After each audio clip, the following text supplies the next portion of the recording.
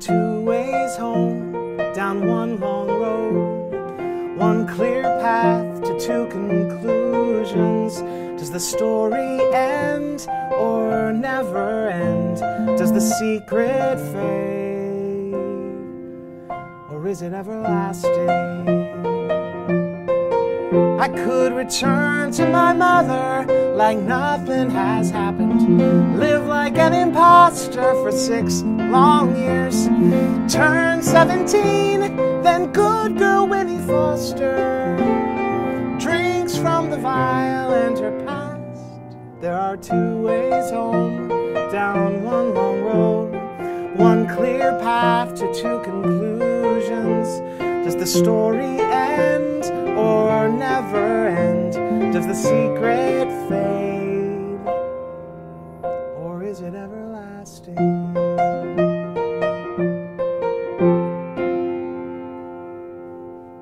Yeah.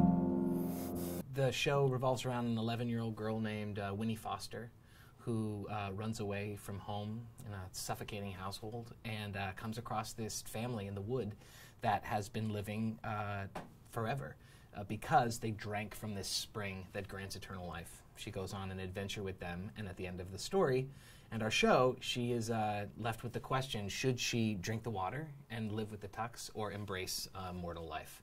And this is the song she sings, and then come to the show and find out what she does. Yeah.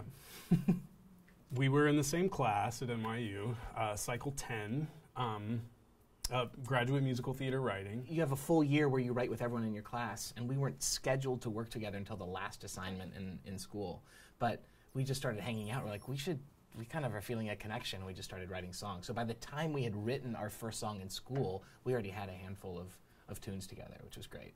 Well, we graduated from NYU. We were talking about shows that we wanted to write. This was a book that we had both grown up with and we both loved very much, and it was inadvertently the first on our list that we were like, we should try to write a musical of Tuck Everlasting. We pitched it to Beth Williams, who was at Broadway across America, and the very night that we pitched it to her, she went out to dinner with another producer named Barry Brown, and he took out a book and said, I just got the rights to this book.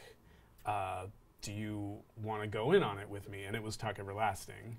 And Beth was like, that's crazy. I just had these guys come into the office today and pitch it to me.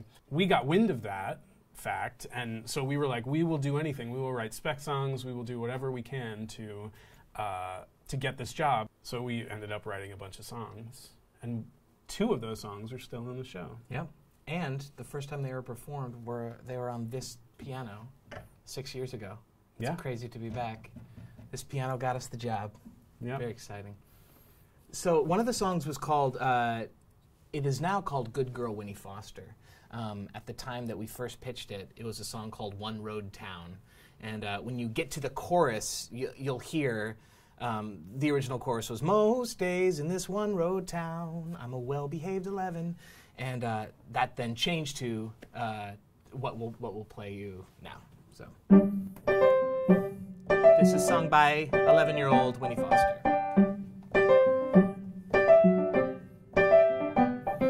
Trapped in a house of sad and lonely, on a street named Maine, but you could call it Only. Is it rude to say I'd volunteer for a day of fun just once a year, tied to a string like a precious pearl?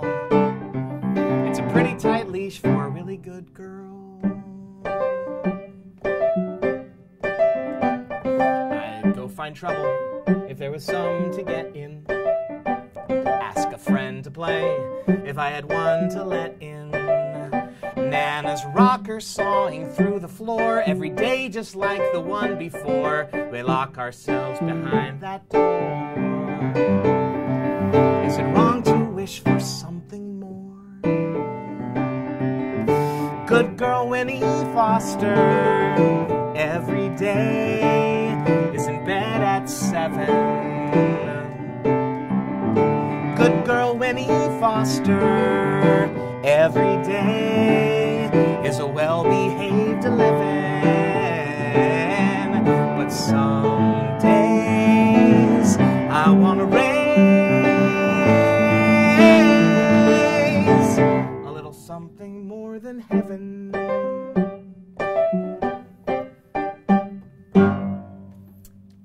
One of the things I love about this song, especially when Chris first set it to music, because we were lyric first on that tune, was when we first wrote it, Winnie is singing the whole song to her friend, her only friend, which is a toad. And the music to me just sounds like a hopping toad, which there's like a real bounce to it, which I thought was kind of brilliant. You're brilliant. Well, thanks. Good job. So are you. Thanks. The man in the yellow suit is introduced at the top of the show. He's a carnival barker, and he goes up and down the eastern seaboard looking for this family. He knows parts of a secret, but he doesn't know all of the secret. But basically, he's heard this rumor since he was a little kid that there is a family that lives forever. So you know that there is someone on the trail, but it's not until the end of Act 1 that he gets actual proof. So at the top of Act 2, this man is the happiest he's ever been. And he sings a song basically explaining what he wants to do now that he knows how to live forever. Mm-hmm. And musically, like, the man in the yellow suit is like this transient person, and the color of the score, you don't want him to be like just a carnival barker who sings carnival music. So it's this weird conglomeration of stuff where it might sound like it comes from New Orleans or from somewhere else, but it's just this weird conglomeration of jangly, like bluesy type stuff that all gets slammed together into Terrence Mann and his brilliance. So.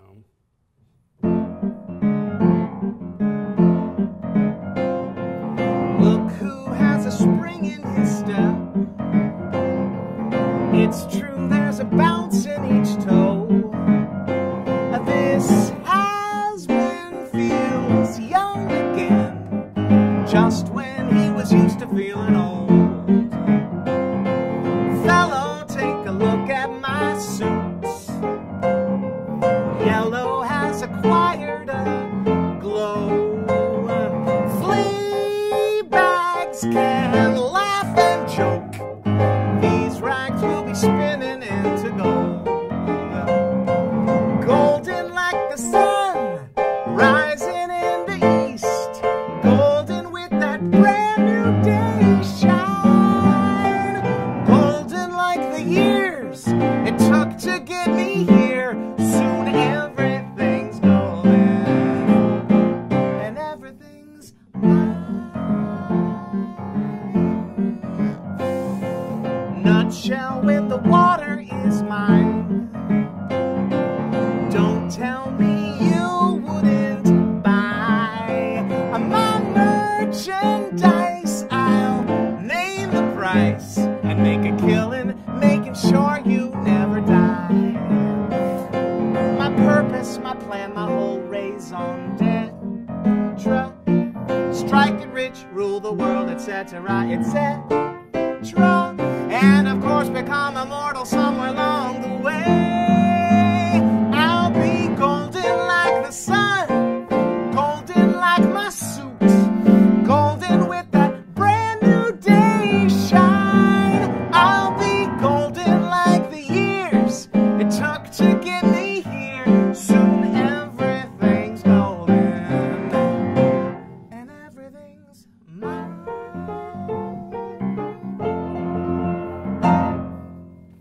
The Wheel was one of the songs that we wrote on spec for the show to get the job. And it basically distills an entire chapter of the book into one scene that sort of sums up the entire story, I guess, right? Yeah, Winnie has this great adventure with the Tucks, and you're pretty convinced that she's going to drink the water. And once May and Pa Tuck find this out, Pa takes it upon himself that he has to convince this girl that she should not drink and she needs to embrace this mortal life. So he takes her out on a rowboat. And people that know the book, like, they know this scene. It is a beautiful scene. And for us, it was one of the moments that just, like, absolutely sang to us. And we've lifted a couple of the most beautiful lines from that and put it right into the song. I bet you didn't know that the sun took a shine to water. She drinks up a bit and floats it up to the sky. Now what she takes from our lake will make her a storm cloud that rumbles and tumbles rain from up high, high, high. It's a wheel, Winnie, this journey of ours. Sun to lake to cloud that showers rain back to the lake below. And you'll ride that wheel wherever you go. Not a minute or moment's the same. The wheel, it keeps you guessing. And everything around you is along for the ride. The pond, the bullfrogs, the birch trees and hound dogs, plus people, all people ebb and flow with the tide, tide, tide. It's a wheel, Winnie, a ripple in water. Girl to wife to mother to daughter, like all your kinfolk, come and gone. Can't stop rowing, growing, changing, then moving on. Can't stop rowing, growing, changing, then moving on.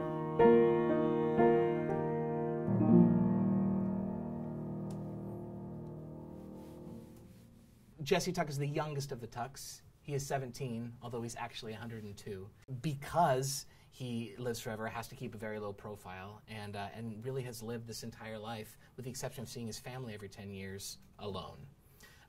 But he sees something in Winnie. He sees a partner. He sees someone that could, like, share the world with him. He needs a friend. He needs, like, somebody to hang around with and spend all his days with, and he doesn't have that at the moment. And so when he meets Winnie, he has this sort of kindred spirit that allows him to, do all the things that he's doing, but experience it in a way that that makes him feel better about the fact that he is living forever. Yeah, and I think Jesse has kind of convinced himself that he doesn't need someone at the beginning, right? That he's just stuck in this life, and it's Winnie that says, you need someone to go through this life with. And that was a song that we didn't have in Atlanta when we tried this out last year. So we wrote a song called Partner in Crime, where Winnie convinces Jesse that maybe together, or if he had somebody, he would be happier and enjoy his life. The pyramids, the Brooklyn Bridge, the Rio Grande, the Rhine. I've seen the 7 wonders of the world. Can't wait for 8 and 9. But because of my predicament, my peculiar situation, to keep my profile low, low, low, I'm a one-man operation. And when he says, Jesse, I got it. You need a partner in crime, someone to share in the view. Why see the world in all of its glories without a friend to tell your stories to? Jesse sings, someone to stand at my side, 2 extra fists in the fight. Why should the road be long and lonely? Why not team up? We've only got 2 nights.